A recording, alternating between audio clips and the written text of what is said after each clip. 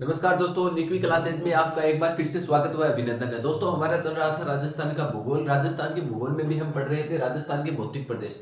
भौतिक प्रदेशों में भी हमने बात कर लिया है कि सामान्य धरातल के आधार पर या राजस्थान को कितने भागों में बांटा गया है, जलवायु के आधार पर या वर्षा के आधार पर राजस्थान को 4 भौतिक प्रदेशों के अंतर्गत बांटा गया है।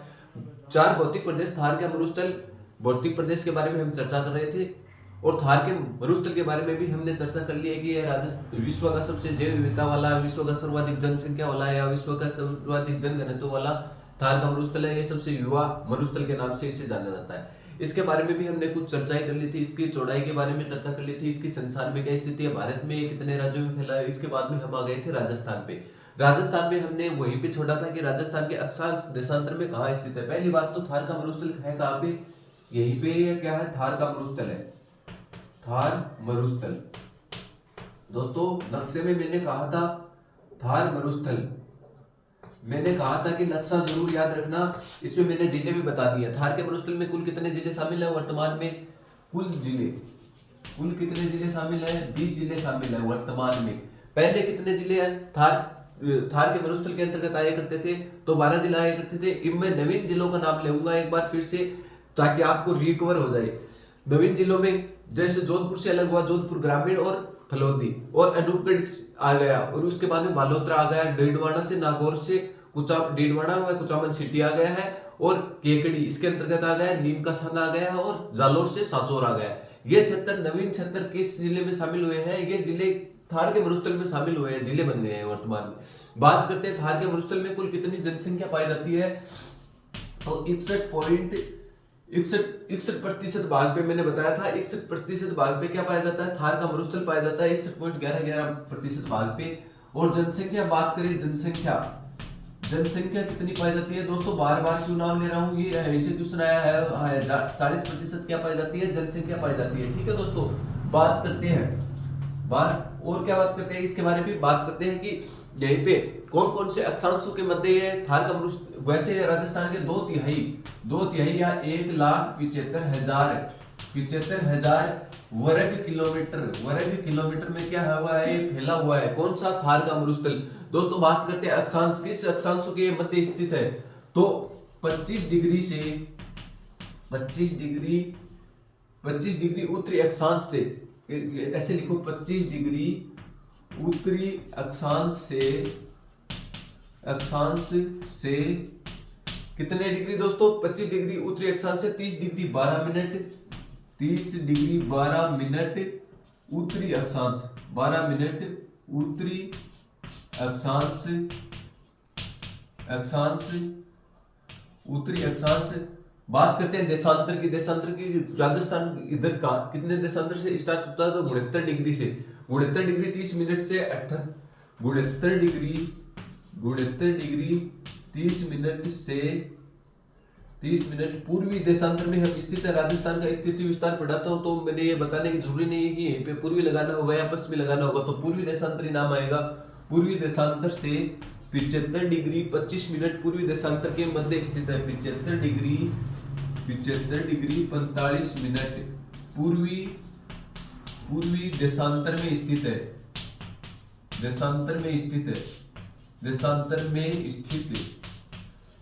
दोस्तों, हमने बात की है थार के मरुस्थल की। थार के मरुस्थल को भी कितने भागों में बांटा गया है, 2 भागों में बांटा गया है। वो भी हम आगे चर्चा करेंगे कि किस किस प्रकार से बांटा गया है। परंतु इसमें बात करते हैं इसकी जलवायु कैसी है, मृदा कैसी है, किस प्रकार के बारे में, इसके बारे में पहले हम अध्ययन करेंगे। तो इसमें बात करते हैं ये तो कि इस देशांतरों के मध्य में तो क्या है, ये थार का मरुस्थल स्थित है।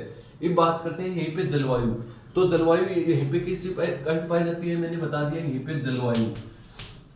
तो जलवायु शुष्क व अर्धशुष्क।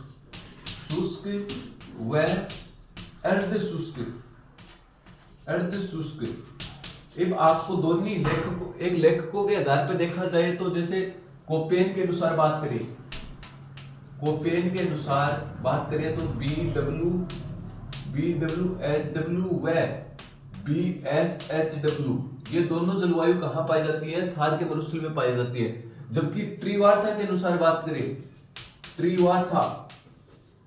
त्रिवार्ता के अनुसार बात करें तो BWH BWS व BSH प्रकार की क्या पाए जाते हैं जलवायु प्रदेश कहाँ पाए जाते हैं? थार के मरुस्थल में पाए जाते हैं। तो जलवायु कैसी हो गई? वैसे तो शुष्क व अशुष्क। कोपेन के अनुसार देखा जाए तो BWSW प्रकार की जलवायु और BSHW प्रकार की जलवायु कहाँ पाई जाती है? थार के मरुस्थल में। त्रिवार्ता के अनुसार देखी जाए तो BWH और BSH प्रकार की क्या पाई जाती है? जलवायु पाई जाती है। वर्षा की बात करें, यहीं पे वर्षा कितनी होती है? तो वर्षा 20 से 50 सेंटीमीटर तक क्या होती है? थार के मरुस्थल में क्या होती है? वर्षा होती है। सेंटीमीटर तक क्या होती है? वर्षा होती है। कहाँ? थार के मरुस्थल में। बात करते हैं यहीं पे मृदा किस प्रकार की पाई जाती है? तो मृदा देखो दोस्तों, मृदा रेतीली तथा बलुई प्रकार की, रेतीली तथा बलुई प्रकार की, बलुई, इसको कोष्टक में लिखो, इंग्लिश में नाम होता है एरिडोसोल्स, एरिडोसोल्स व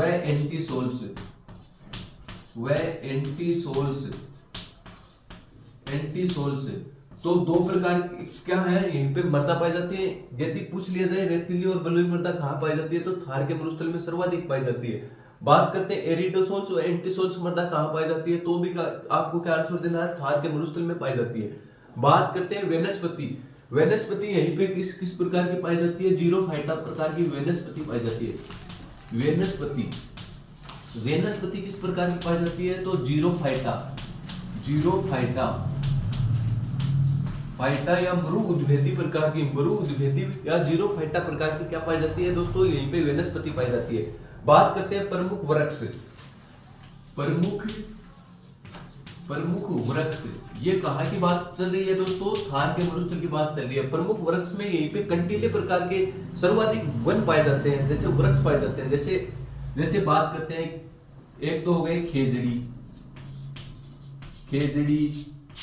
केर, किक्कर, बबूल,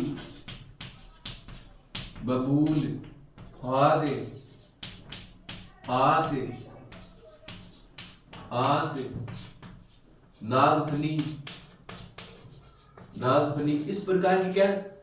एक तो आप ये बात ध्यान रखो, यहीं पे किस प्रकार की कंटीले प्रकार की क्या पाई जाती है? सर्वाधिक वनस्पति पाई जाती है। एक तो ये नागफनी, बहुत बार पूछा हुआ है कि नागफनी राजस्थान के किस क्षेत्र में पाई जाती है, तो थार के मरुस्थल में पाई जाती है। ठीक है दोस्तों, बात करते हैं इसमें नदी कौन कौन सी है थार के मरुस्थल में? नदी, तो थार के मरुस्थल में दो नदी है। नदी की बात करते हैं, एक तो कौन सी? लूनी नदी है, लूनी नदी व घग्गर नदी, दो प्रकार की क्या पाई जाती है? लूनी नदी और घग्गर नदी पाई जाती है। कहाँ? थार के मरुस्थल में। ये बात करते हैं थार के मरुस्थल में बांध कौन सा पाया जाता है? बांध, तो यहीं पे एक जवाई बांध पाया जाता है। जवाई बांध कहाँ है दोस्तों? पाली में स्थित है। तो जवाई बांध कहाँ है? पाली में। इससे एक ही क्वेश्चन आ सकता है कि मारवाड़ का अमृत सरोवर किसे कहा जाता है, तो इसे क्या बोला जाता है? मारवाड़ का अमृत सरोवर, मारवाड़ का अमृत सरोवर पूछ लिया जाए तो किसे कहा जाता है? जवाई बांध को कहा जाता है, जो कहाँ है? सुमेरपुर, पाली के अंतर्गत स्थित है। दोस्तों स्थान का नाम भी याद रखना, सुमेरपुर पाली के अंतर्गत कौन सा बांध है? जवाई बांध है, जिसे मारवाड़ का क्या कहा जाता है? अमृत सरोवर के नाम से जाना जाता है। दोस्तों यहीं पे प्रमुख अभ्यारण्य की बात करते हैं, जैसे कि यहीं पे लिख देता हूं मैं, प्रमुख अभ्यारण्य। तो यहीं पे एक तो तालछापर अभ्यारण्य है, जो कि जिले में है। तालछापर अभ्यारण्य चूरू में है, जो कृष्णा मृग के लिए प्रसिद्ध है। और दूसरा है मरु उद्यान 1981 में इसकी स्थापना हुई थी। यह है दोस्तों क्षेत्रफल की दृष्टि से सबसे बड़ा उद्यान पूछा जाए तो मरु उद्यान है। कहाँ है? जैसलमेर में। तो मरु उद्यान कहाँ है? ये तो है जैसलमेर में। सर्वाधिक पाकिस्तान की सीमा बनाने वाला जिला यही है दोस्तों, जैसलमेर। तो मरु उद्यान है क्षेत्रफल की दृष्टि से सबसे बड़ा,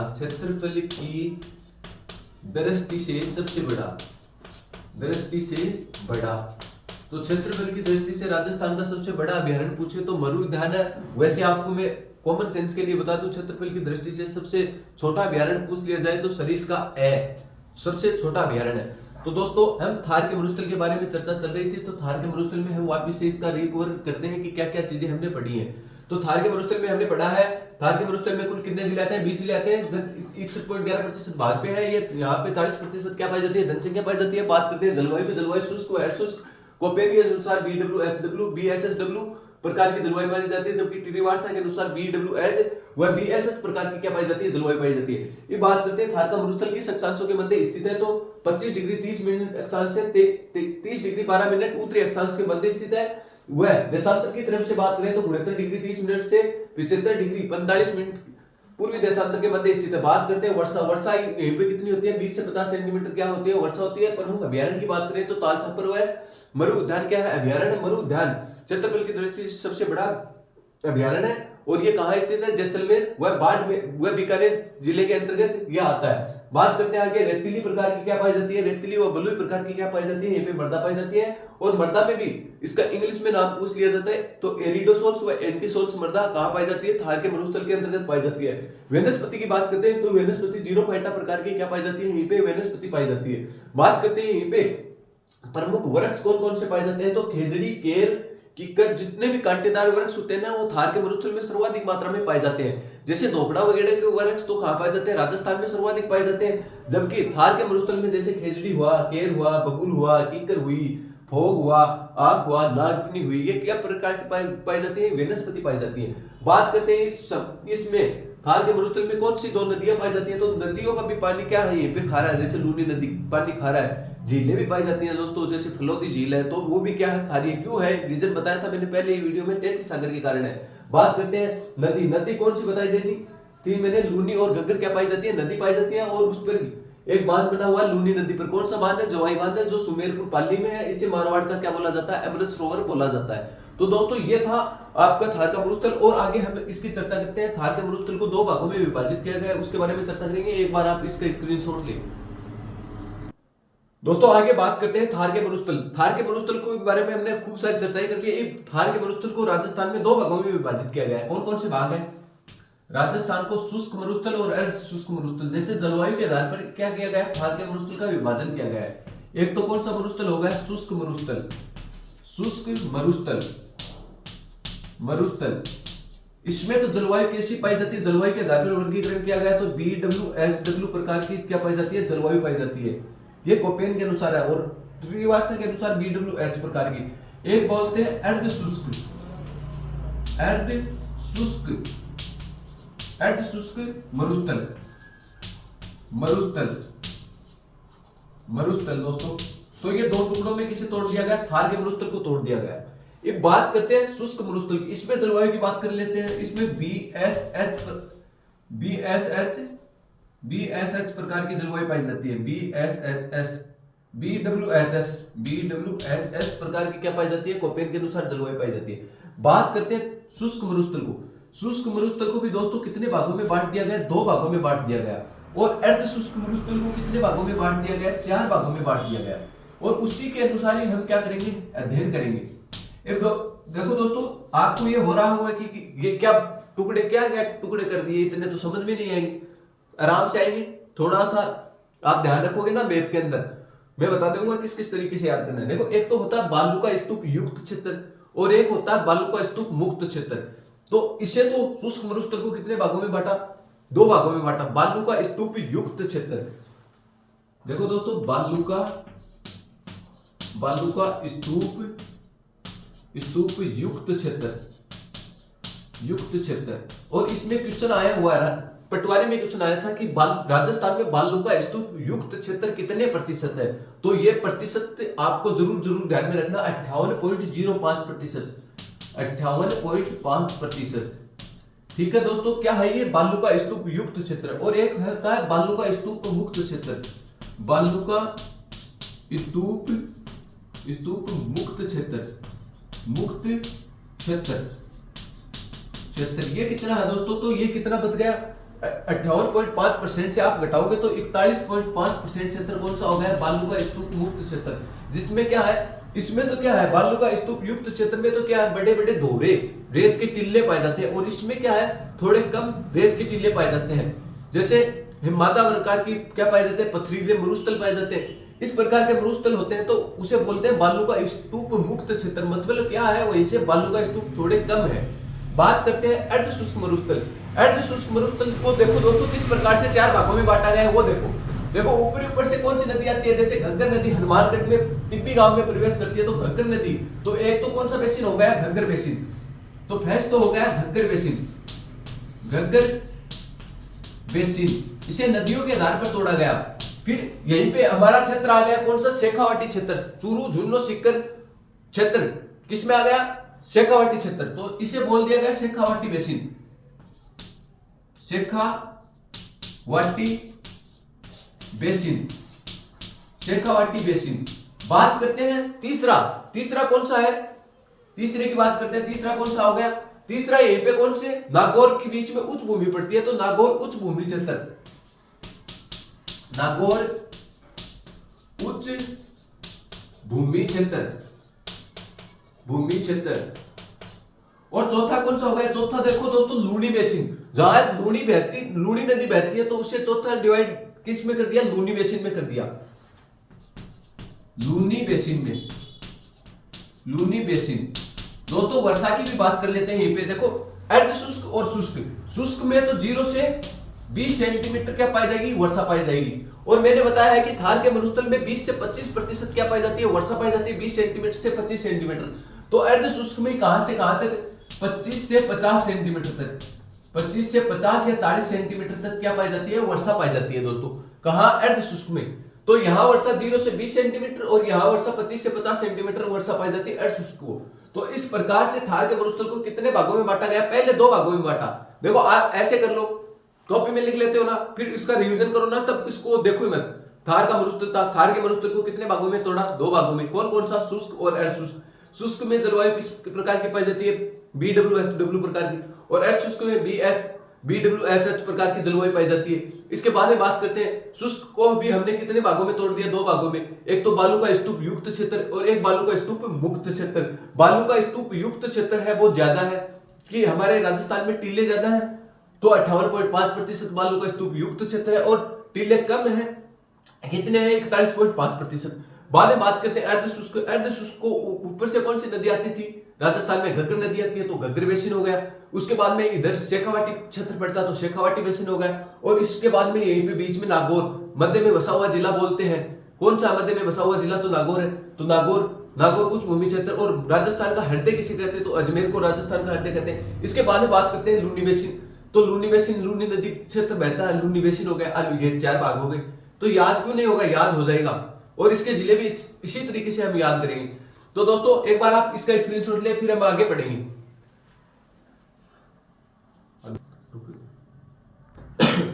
दोस्तों हमने थार के मरुस्थल को 2 भागों में विभाजित कर लिया, एक शुष्क मरुस्थल और एक अर्ध शुष्क मरुस्थल। अब हम पढ़ेंगे शुष्क मरुस्थल। सर शुष्क मरुस्थल राजस्थान के मैप में कहां से कहां तक है, तो दोस्तों शुष्क मरुस्थल ये यहीं से यहीं तक है। तो इसमें कौन कौन से जिले आएंगे, इसके बारे में हम चर्चा करते हैं। देखो दोस्तों मरुस्थल को 2 भागों में तोड़ दिया हमने। शुष्क, ये कौन सा मरुस्थल हो गया, ये तो होगा शुष्क मरुस्थल, शुष्क। और ये जो बच गया ये कौन सा मरुस्थल हो गया, अर्ध शुष्क। अब हम बात करते हैं शुष्क मरुस्थल की। पहले हम शुष्क मरुस्थल पढ़ेंगे, उसके बाद में अर्ध शुष्क मरुस्थल पढ़ेंगे। तो शुष्क मरुस्थल में कौन कौन से जिले पाए जाते हैं, तो जिले की बात करते हैं तो नीचे जिला कौन सा है, बाड़मेर। एक तो हो गया सर बाड़मेर, बाड़मेर के बाद में बालोतरा, इसी से अलग वर्ड है बालोतरा। बालोतरा के बाद में जैसलमेर, जैसलमेर के बाद में जोधपुर ग्रामीण, जोधपुर ग्रामीण व शहरी, ग्रामीण प्लस शहरी, प्लस कौन सा, शहरी। और फलोदी। इसके बाद में बात करते हैं हम कौन सा, चूरू, थोड़ा सा क्षेत्र चूरू का और थोड़ा सा क्षेत्र बीकानेर का दोस्तों, बीकानेर। ये जिले किस में आते हैं, शुष्क मरुस्थल के अंतर्गत आते हैं ये जिले। बाड़मेर से अलग हुआ कौन, बालोतरा के बाद में जैसलमेर के बाद में जोधपुर ग्रामीण, शहरी और फलोदी। और चूरू का कुछ क्षेत्र इसमें किस में आता है, शुष्क मरुस्थल में। और बीकानेर का दक्षिणी पूर्वी भाग होता है ना जो, वो किस में आएगा, इसमें आएगा।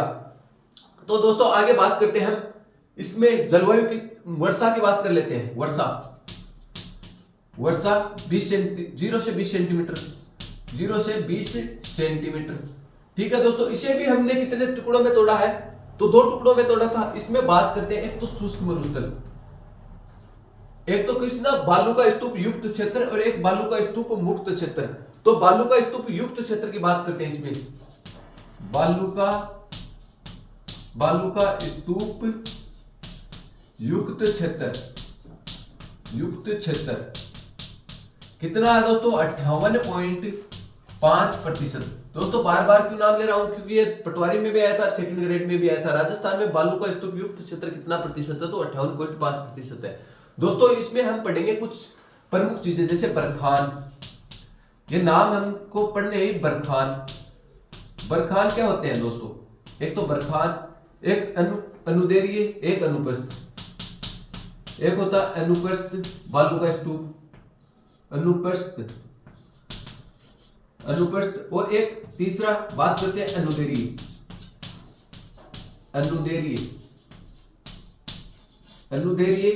बालू का स्तूप, अनुदैर्घ्य बालू का स्तूप। ये 3 प्रकार के बालू का स्तूप प्रमुख है जो बार बार पेपर में पूछे जाते हैं, और इसमें बच्चों के क्या होता है, ज्यादातर कंफ्यूजन होता है। तो बरखान क्या होते हैं? अर्धचंद्राकार बालू का स्तूप। ये नाम लिख कर आएगा,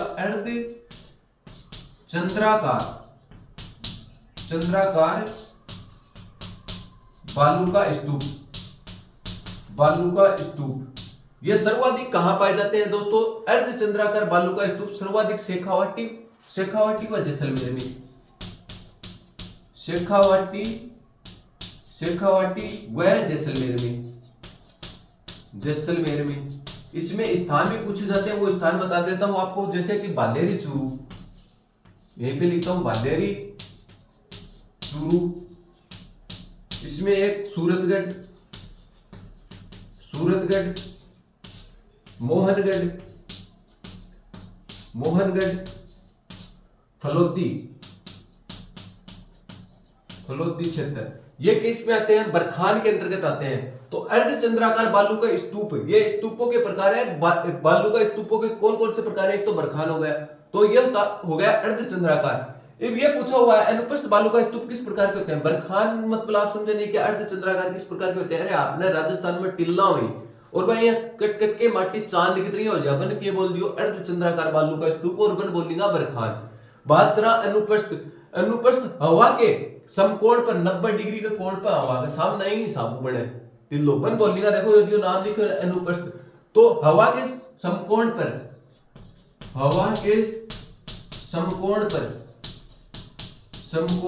पर बनने वाले बालू का स्तूप, बनने वाले बालू का स्तूप किसे बोलते हैं? अनुप्रस्थ को बोलते हैं। अनुप्रस्थ बालू का स्तूप, एक बार वापस से बताओ, हवा के समकोण पर बनने वाले स्तूपों को क्या कहते हैं? अनुप्रस्थ बालू का स्तूप कहते हैं। और ये कहां सर्वाधिक पाए जाते हैं अनुप्रस्थ बालू का स्तूप? एक तो हनुमानगढ़ के रावतसर में, बीकानेर में और गंगानगर के सूरतगढ़ में। तो रावतसर ये कहां है? हनुमानगढ़ में है। और बात करते हैं बीकानेर में, बीकानेर और सूरतगढ़ ये कहां है? सूरतगढ़ गंगानगर में, सूरतगढ़। दोस्तों मैं नाम ले रहा हूं, रावतसर कहां है? हनुमानगढ़ में, आप कॉपी में नोट कर लेना। और सूरतगढ़ कहां है? गंगानगर में। तो ये बालू का स्तूप इन 3 जगहों पर बनता है। बात करते हैं अनुप्रस्थ बालू का स्तूप, हवा के समानांतर, मतलब जिस ओर हवा चल रही है उसी ओर क्या कर जा रही है? मिट्टी कट कट कर जा रही है, और वहां क्या कर रही है? अलग जगह एक स्तूप का निर्माण कर रही है, उसे बोलते हैं अनुदैर्घ्य बालू का स्तूप। तो यहीं पे लिखो हवा के समानांतर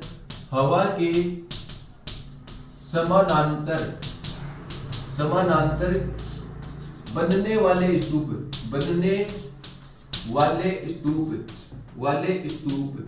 हवा के समानांतर बनने वाले स्तूपों को कौन सा बालू का स्तूप बोलते हैं? अनुदैर्घ्य बालू का स्तूप। और ये अनुदैर्घ्य बालू का स्तूप सर्वाधिक कहां पाए जाते हैं? तो इसका साथ झंझट ही नहीं है, सर्वाधिक जैसलमेर में पाए जाते हैं। सर्वाधिक कहां दोस्तों? जैसलमेर में। एक बार हम इसका रिकॉल करते हैं कि क्या क्या पढ़े हैं हमने। बालू का स्तूप युक्त क्षेत्रों में हम और भी कुछ कई, जैसे और भी पढ़ेंगे, इर्ग क्या है, माता क्या है, दोहरे क्या है, दोहरिए क्या है, दरियन क्या है, इस प्रकार की बातें और भी हम चर्चा करेंगे। तो दोस्तों एक बार हम इसका रिवीजन करते हैं। शुष्क मरुस्थल, शुष्क मरुस्थल को दो भागों में बांटते हैं, शुष्क और अर्धशुष्क। शुष्क मरुस्थल में कौन कौन से जिले आते हैं उसके बारे में चर्चा करते हैं। बाड़मेर आता है, बालोतरा आता है, जैसलमेर आता है, जोधपुर ग्रामीण व शहरी, और फलोदी, चूरू और बीकानेर, ये क्या आते हैं, बालू शुष्क मरुस्थल के अंतर्गत आते हैं। शुष्क मरुस्थल में 0 से 20 सेंटीमीटर क्या होती है, वर्षा होती है। इस शुष्क मरुस्थल को भी हमने दो भागों में बांटा है, एक तो बालू का स्तूप युक्त क्षेत्र और एक बालू का स्तूप मुक्त क्षेत्र। बालू का स्तूप युक्त क्षेत्र के बारे में हम पढ़ रहे हैं। बालू का स्तूप युक्त क्षेत्र में 58.5% क्षेत्र पे क्या है, बालू का स्तूप युक्त क्षेत्र पाया जाता है। इसमें भी हमने क्या पढ़ रहे हैं, बरखार प्रकार के बालू का स्तूप क्या होते हैं, अर्धचंद्राकार बालू के स्तूपों को कहते हैं बरखार। ये शेखावाटी व जैसलमेर में सर्वाधिक पाए जाते हैं। और प्रॉपरली स्थान की बात करें तो बालेर चूरू, ये क्वेश्चन आया हुआ है, बालेर चूरू में बरखार पाए जाते हैं। सूरतगढ़, मोहनगढ़, फलोदी में क्या पाए जाते हैं, बरखार प्रकार के बालू का स्तूप पाए जाते हैं। इसके बाद में हम बात करते हैं अनुपस्थ बालू का स्तूप। अनुपस्थ बालू का स्तूप में हवा के समकोण पर बनने वाले बालू का स्तूपों को कौन सा स्तूप कहते हैं, अनुपस्थ बालू का स्तूप कहते हैं। ये रावतसर, बीकानेर और सूरतगढ़ में ये क्या है, बालू के स्तूपों का निर्माण करते हैं दोस्तों, ठीक है। अनुदैर्घ्य बालू का स्तूप कौन से है, हवा के समानांतर बनने वाले बालू का स्तूपों को क्या कहते हैं, हवा के समानांतर बनने वाले बालू का स्तूपों को अनुदैर्घ्य बालू का स्तूप कहते हैं। सर्वाधिक कहां पाए जाते हैं, जैसलमेर में पाए जाते हैं। तो दोस्तों आज की क्लास में तो हम इतनी चर्चा कर पाएंगे और बचे हुए बालू का स्तूपों के बारे में आगे चर्चा करते रहेंगे। यदि यह आपको समझ में आ रहा है तो हमारे चैनल को या आपके चैनल को ज्यादा से ज्यादा लोगों को सब्सक्राइब कीजिए, ताकि आने वाली पशु परीक्षक भर्ती है, आने वाली रीट व सेकंड ग्रेड की भर्ती है, उसमें ज्यादा से ज्यादा बच्चे इस क्लासों का क्या है, नवीन भूगोल का लाभ उठा सकें। और आप भी शेयर करके रखें ताकि आने वाली सूचनाएं आपको जल्द से जल्द मिल सके। आज के लिए इतना ही, धन्यवाद दोस्तों।